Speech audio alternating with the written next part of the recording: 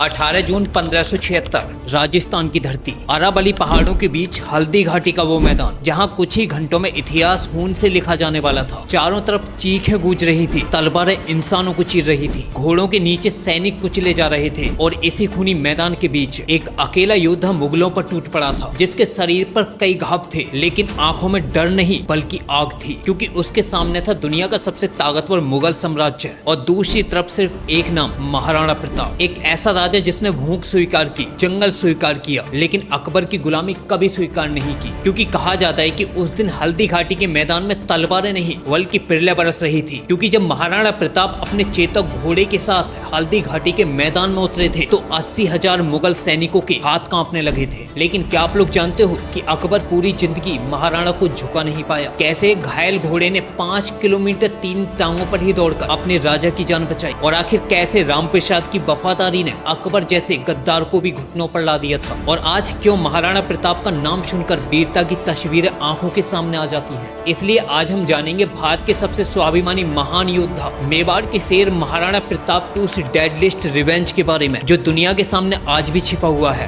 क्योंकि ये सिर्फ इतिहास नहीं बल्कि भारतीयों के स्वाभिमान की वो यादें हैं जो इतिहास के पन्नों में दफन हो गई। इसलिए अब इस अनबीटेबल डेडलिस्ट रिवेंज को जानने से पहले आप लोगों से दिल से एक हम्बल रिक्वेस्ट है कि अगर आप लोग हमारे चैनल पे पहली बार आए और अभी तक आप लोगों ने चैनल को सब्सक्राइब नहीं किया है तो एक देशभक्त होने के नाते सबसे पहले चैनल को सब्सक्राइब कर लो, बेल आइकन को प्रेस कर लो और वीडियो पे भी लाइक शेयर कमेंट करना मत भूलिएगा। देखो, इतिहास वही लिखते हैं जो लड़ने का दम रखते हैं, वरना डरकर पतलून खोलने वाले तो मानसिंह की तरह इतिहास के पन्नों में दफन हो जाते हैं। 9 मई 1540 ये कोई दिन नहीं बल्कि एक वीर योद्धा का अवतरित दिन था। यानी 9 मई 1540 में ग्रेटेस्ट वॉरियर महाराणा प्रताप ने एक महान देवी जयंता बाई की कोख से जन्म लिया था। लेकिन उस समय किसी ने ये नहीं सोचा था कि ये छोटा सा बालक मुगलों की नींदें उड़ा के रख देगा, क्योंकि प्रताप बचपन से ही सबसे अलग थे। जहां उनके भाई महलों में खेलते थे, वहीं महाराणा प्रताप तलवार और युद्ध कला सीखते थे। और 7.5 फीट लंबे महाराणा प्रताप की कदकाठी बेहद ही शक्तिशाली थी। और कई इतिहासकार तो ये भी कहते कि जब वो चलते थे तो 80 किलो का भाला और 2 तलवारें साथ लेकर चलते थे। और जब प्रताप युद्ध में उतरते थे तो वो अपनी फुल कैपेसिटी यानी कि 300 केजी के साथ उतरते थे, जिनमें उनका आर्मर भी शामिल था। और यही नहीं बल्कि महाराणा प्रताप तो बचपन से ही स्वाभिमानी थे।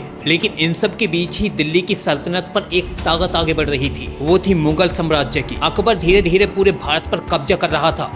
राजपूतों के कई राजा अकबर के सामने झुक चुके थे। कई राजाओं ने अपनी बेटियां मुगल हरम में भेजी, जिनमें मानसिंह का बाप भगवान दास भी शामिल था। यही सब महाराणा प्रताप को पसंद नहीं आया। आपको बता दें कि मानसिंह और महाराणा प्रताप की विचारधारा बिल्कुल अलग थी। जहां पर मानसिंह अपने दुश्मन के साथ संधि करके राज करने का विचार रखता था, वहीं महाराणा प्रताप स्वाभिमानी थे और वो दुश्मन को घुटने टेकने पर मजबूर करके दुश्मन पर राज करने का साहस रखते थे। और ये सुन के तो आप लोग हैरान हो जाओगे कि मानसिंह 12 साल की उम्र में ही मुगल सेना में शामिल हो गया था। अब मानसिंह के अकबर की सेना में शामिल होने के बाद अकबर ने मानसिंह को महाराणा प्रताप के पास भेजा कि महाराणा प्रताप किसी तरीके से अकबर की सेना के सामने यानी कि मुगलों के सामने झुक जाए। लेकिन महाराणा प्रताप ने ये बिल्कुल साफ कर दिया कि मेवाड़ किसी भी कीमत पर अकबर की सेना के सामने नहीं झुकेगा। अब कई राजाओं के अकबर की सेना में शामिल होने के बाद ईयर 1567 में अकबर ने चित्तौड़गढ़ पर भी हमला कर दिया और चित्तौड़गढ़ के किले को चारों तरफ से घेर लिया। हजारों राजपूत योद्धा चित्तौड़गढ़ की रक्षा करते हुए वीरगति को प्राप्त हो गए, जिसके बाद राजपूत वीरंगनाओं ने जोहर किया। पूरा किला आग की लपटों में बदल गया और उसी दिन महाराणा प्रताप के अंदर पैदा हुई प्रतिशोध की वो आग, जिसे कहा गया महाराणा प्रताप डेडलिस्ट रिवेंज। अब 1567 में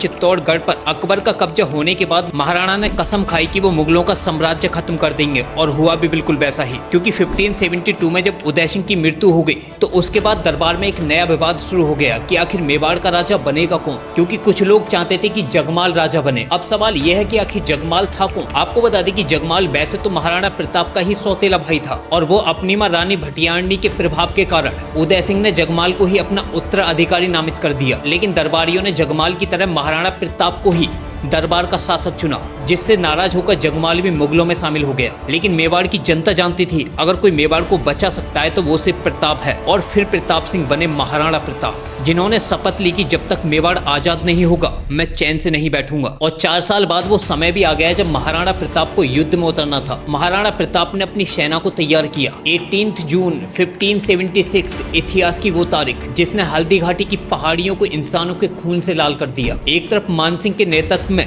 मुगलों की 80,000 की सेना हल्दी घाटी की तरफ बढ़ रही थी। वहीं दूसरी तरफ महाराणा प्रताप के सिर्फ 3,000 से 5,000 सैनिक हल्दी घाटी के मैदान में उतरे थे, जिनमें 3,000 राजपूत घुड़सवार थे। वहीं 2 से 3,000 भील धनुर्धारी थे जो अकबर की 80,000 की हाथियों से लैस सेना से भिड़ गए थे। अब आप लोग खुद सोचो कि क्या मंजर रहा होगा। अब इसी युद्ध का सबसे भयानक सीन वो था जब महाराणा प्रताप ने मुगल सेना के सेनापति वहलोल खान को, जिसकी कद काठी किसी राक्षस से कम नहीं थी, एक ही तलवार से घोड़े समेत बीच से फाड़ दिया था। और यही ताकत थी मेवाड़ के स्वाभिमान की। लेकिन फिर भी पूरे इतिहास में सिर्फ यही बातें भरी हुई हैं कि हल्दी घाटी के युद्ध में महाराणा प्रताप हार गए थे। आखिर कैसे हार गए थे? वहलोल खान जैसे राक्षस को एक ही तलवार से घोड़े समेत बीच से फाड़ दिया। और ये वही वहलोल खान था जो अकबर के 9 रत्नों में से एक था। यानी कि अकबर ने हल्दी घाटी के युद्ध में अपने 2 रत्नों को उतारा था, जिनमें से एक था वहलोल खान जो अकबर का सेनापति था और दूसरा था मान सिंह, वो भी अकबर का ही सेनापति था। और ये सुन के तो आप लोगों के भी होश उड़ जाएंगे कि जब महाराणा प्रताप चेतक पर सवार होकर मान सिंह के सामने पहुंचे थे और मान सिंह पर भाले से ऐसा वार किया था कि मान सिंह बाल बाल बचा था। उसके बाद में महाराणा प्रताप ने मान सिंह को एक नई जिंदगी दी, वो भी इसलिए क्योंकि वो एक राजपूत था। और मान सिंह को जीवन दान देना ही महाराणा प्रताप को ये गलती सबसे भारी पड़ी थी, क्योंकि जब चेतक मान सिंह के हाथी पर चढ़ा था तो पूरे युद्ध क्षेत्र कांप उठा था। लेकिन हाथी की तलवारनुमा सूंड से चेतक घायल हो गया था और उसका एक पैर कट गया था। और फिर भी चेतक 3 पैर से 5 किलोमीटर दौड़ा था और 3 पैर से ही 26 फीट लंबी नदी को कूद गया था। सोचो कितना बहादुर रहा होगा चेतक। और छलांग लगाने के तुरंत बाद चेतक जमीन पर गिर गया था और हमेशा के लिए शांत हो गया। और वो अपने महाराणा को बचाकर युद्ध भूमि से दूर ले गया था। और ये हल्दी घाटी के इतिहास का सबसे इमोशनल सीन था जब महाराणा प्रताप अपने चेतक घोड़े के लिए रो पड़े थे। इतिहास में इंसान और जानवरों के बीच में ऐसी दोस्ती बहुत कम देखने को मिलती है, लेकिन उसके बावजूद इतिहासों में सिर्फ यही लिखा गया कि महाराणा प्रताप हल्दी घाटी का युद्ध छोड़कर भाग गए। तो आपको बता दूं कि महाराणा प्रताप युद्ध छोड़कर नहीं भागे थे, बल्कि चेतक के घायल होने के बाद वो चेतक को लेकर हल्दी घाटी से बाहर निकल गए थे। और वो भी तब जब माना झाला ने महाराणा का मुकुट पहनकर मुगलों को पानी पिला दिया था और महाराणा से मुगलों का ध्यान भटका दिया था। क्योंकि महाराणा प्रताप के जाने के बाद युद्ध में 2 और योद्धा लड़ रहे थे। पहले थे माना झाला और दूसरा था राम प्रसाद। हल्दी घाटी के युद्ध में केवल चेतक ही नहीं, एक और योद्धा था जिससे पूरी मुगल सेना डरती थी। उसका नाम था राम प्रसाद। और राम प्रसाद महाराणा प्रताप का सबसे शक्तिशाली युद्धक हाथी था। वो इतना विशाल था कि दुश्मन उसे देखकर ही कांप उठते थे। और कहा जाता है कि हल्दी घाटी के युद्ध में भी राम प्रसाद ने कई हजार मुगलों को कुचल दिया था, क्योंकि राम प्रसाद के माथे पर कवच और शरीर पर लोहे की सुरक्षा और आंखों में वो आग थी कि दुश्मन उस आग के सामने ही भस्म हो जाए। क्योंकि जब हल्दी घाटी का युद्ध शुरू हुआ तो राम प्रसाद मुगल सेना पर टूट पड़ा और मुगल सैनिक इधर उधर भागने लगे। घोड़े बेकाबू हो गए, पूरा युद्ध क्षेत्र कांप उठा था। और इतिहासकारों के अनुसार राम प्रसाद ने मुगल सेना को भारी नुकसान पहुंचाया था, यहाँ तक कि अकबर की सेना उसे पकड़ने के लिए अलग से सैनिक भेज रही थी। लेकिन युद्ध के दौरान राम प्रसाद आखिरकार घायल हो गया और मुगलों ने उसे पकड़ लिया। लेकिन राम प्रसाद ने मुगल कैद में खाना पीना छोड़ दिया और कुछ समय बाद उसकी मृत्यु हो गई। और राम प्रसाद के बल को देखकर अकबर भी हैरान था और अकबर ने तो राम प्रसाद का नाम बदलकर पीर प्रसाद भी रख दिया था।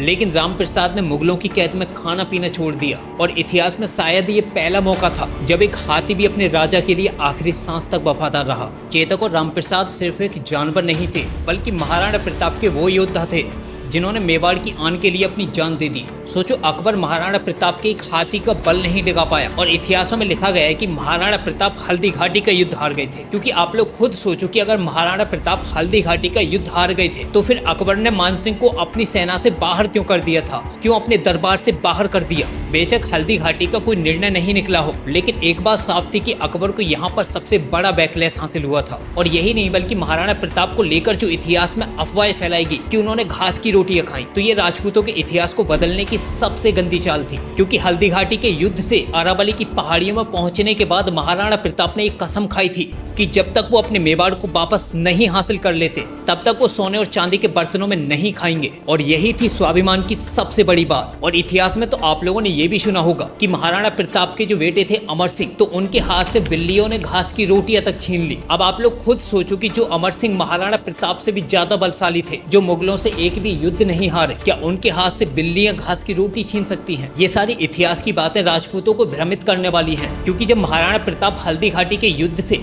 अरावली की पहाड़ियों में छुपे थे, तो वहाँ पर वो युद्ध की नई नई रणनीतियाँ सीख रहे थे और साथ ही साथ अरावली की पहाड़ियों में भीलों के साथ मिलकर उन्होंने अपनी सबसे ताकतवर गोरिल्ला रणनीति सीखी थी। और ये उस समय की बात है जब उनके पास ना तो महल बचे थे, ना सेना और ना ही धन। तो ठीक उसी समय मेवाड़ की धरती पर एक ऐसा वीर सामने आया जिसने अपने सब कुछ मातृभूमि के नाम कर दिया, और ये वीर था दानवीर भीमाशाह। भीमाशाह ने महाराणा प्रताप के चरणों में 20,000 सोने की मोहरें और 25 लाख चांदी के रुपए रख दिए थे। ये इतना धन था जिससे फिर तैयार हुई 25,000 सैनिकों की एक विशाल सेना, और फिर अरावली की पहाड़ियों में गूंज उठी मुगलों के विनाश की एक नई धुन। और अगर यहाँ पर भीमाशाह का त्याग नहीं होता तो शायद मेवाड़ का इतिहास अधूरा रह जाता, इसलिए इतिहास उन्हें मेवाड़ का उद्धारक कहता है। लेकिन अब सवाल यह है कि आखिर वो कौन सी गोरिल्ला रणनीति थी जो महाराणा प्रताप ने भीलों के साथ रहकर सीखी थी। दरअसल ये युद्ध के मैदान में सामने से लड़ने की रणनीति नहीं थी, बल्कि ये रणनीति थी छिपकर वार करने की। यानी कि छिपकर वार करो, दुश्मन को हर पल डर में रखो और हमला करते ही जंगलों में गायब हो जाओ। भील योद्धा रात के अंधेरे में मुगल शिविरों में टूट पड़ते थे, उनकी रसद काट देते थे और खाने पीने के रास्ते भी बंद कर देते थे। और जैसे ही मुगल सेना हथियार और रसद सामग्री लेकर जाती थी तो उन पर अचानक से तीरों की बारिश हो जाती थी और सारा माल लूटकर महाराणा के जाबाज सैनिक अरावली की पहाड़ियों में गायब हो जाते थे। अब यही युद्ध की रणनीति महाराणा प्रताप ने भीलों के साथ सीखी थी। यही वजह थी कि सालों की लाख कोशिशों के बाद भी अकबर मेवाड़ को पूरी तरीके से झुका नहीं पाया, और यही गोरिल्ला युद्ध नीति धीरे धीरे अकबर के लिए सबसे बड़ा सरदर्द बन गई। अरावली के जंगलों से निकलकर हर रात होने वाले हमले, मुगल चौकियों का अचानक खत्म हो जाना और फिर महाराणा प्रताप का हवा की तरह गायब हो जाना, इन सब ने अकबर को पूरी तरीके से बौखला दिया था। कहा जाता है कि मुगल सेना ने अरावली की पहाड़ियों को चारों तरफ से घेरना शुरू कर दिया ताकि प्रताप को जंगलों में ही कैद किया जा सके। लेकिन अकबर ये भूल चुका था कि अरावली की सिर्फ पहाड़ी नहीं थी, वो महाराणा प्रताप का किला बन चुकी थी। और फिर 1582 में वो युद्ध हुआ जिसने मुगलों की नींवें हिला के रख दी और मुगलों के दिलों में हमेशा के लिए एक डर बैठा दिया। और फिर शुरू हुआ बैटल ऑफ देवेर। आपको बता दें कि बैटल ऑफ देवेर में सिर्फ महाराणा प्रताप ही युद्ध के मैदान में नहीं उतरे थे, बल्कि इस बार उनके बेटे अमर सिंह भी युद्ध के मैदान में उतर चुके थे। और उनके पुत्र अमर सिंह ने भी ऐसा युद्ध लड़ा कि गूंज आज भी इतिहास के पन्नों में सुनाई देती है। बेशक महाराणा प्रताप की वीरता के सामने अमर सिंह की वीरता छोटी पड़ गई, लेकिन अमर सिंह की एक खास बात थी कि वो मुगलों के खिलाफ एक भी युद्ध नहीं हारे थे। तभी मुगल सेना का प्रमुख सेनापति सुल्तान खान हाथी पर सवार होकर राजपूतों की सेना को कुचलता हुआ आगे बढ़ रहा था। चारों तरफ धूल, चीखें, टकराती तलवारें और खून से लाल होती धरती दिखाई दे रही थी। लेकिन तभी अचानक राजकुमार अमर सिंह बिजली की तरह युद्ध के मैदान में कूद पड़े और उनके हाथ में था एक विशाल भाला। और कहा जाता है कि अमर सिंह ने इतनी भयानक ताकत के 7 भाला फेंका था कि वो सीधा सुल्तान खान के शरीर को चीरता हुआ हाथी तक आर पार निकल गया। एक ही वार में मुगल सेनापति जमीन पर गिर पड़ा। ये दृश्य देखकर पूरी मुगल सेना में भगदड़ मच गई। राजपूत योद्धाओं ने एकलिंग नाथ का जयघोष किया और अरावली की घाटियों में मुगलों की हार की चीखें गूंज उठी। इतिहासकार कहते हैं कि देवेर का युद्ध एक जीत नहीं था, बल्कि ये मुगलों के खिलाफ मेवाड़ की वापसी का सबसे बड़ा ऐलान था। क्योंकि देवेर के युद्ध में ही महाराणा प्रताप की सेना ने मुगलों को 20 किलोमीटर तक भगा भगा के मारा था। और उस दिन अकबर को यह एहसास हो गया था कि जब तक महाराणा प्रताप और अमर सिंह जिंदा हैं, तब तक मेवाड़ को गुलाम बनाना असंभव है। और इसी वजह से कई इतिहासकारों ने इस युद्ध को मेवाड़ ऑफ मैराथन कहा था, क्योंकि इस युद्ध में महाराणा प्रताप की सेना ने अकबर की सेना को भगा भगा के मारा था। और इस युद्ध के जीतने के बाद महाराणा प्रताप ने चावांड को अपनी राजधानी बनाया और 19 जनवरी 1597 को महाराणा प्रताप की मृत्यु हो गई। और कई इतिहासकारों ने महाराणा प्रताप की जो मौत के कारण बताए वो ये थे कि महाराणा प्रताप शिकार करते टाइम घायल हो गए थे और उनकी हालत लगातार बिगड़ती गई और 56 साल की उम्र में ही इस वीर योद्धा ने अंतिम सांस ली थी। लेकिन मरते मरते भी उन्होंने अमर सिंह से ये कहा था कि मेवाड़ कभी भी मुगलों के आगे झुकना नहीं चाहिए, और अमर सिंह ने मेवाड़ को कभी झुकने नहीं दिया। क्योंकि जब महाराणा प्रताप की मृत्यु की खबर अकबर को मिली थी तो अकबर भी एक पल के लिए खड़ा होकर रोने लगा था। अब यही थे हमारे वीर शिरोमणि महाराणा प्रताप। फिलहाल इस वीडियो में इतना ही, मिलते हैं एक नई वीडियो के साथ। तब तक के लिए जय हिंद, जय भारत।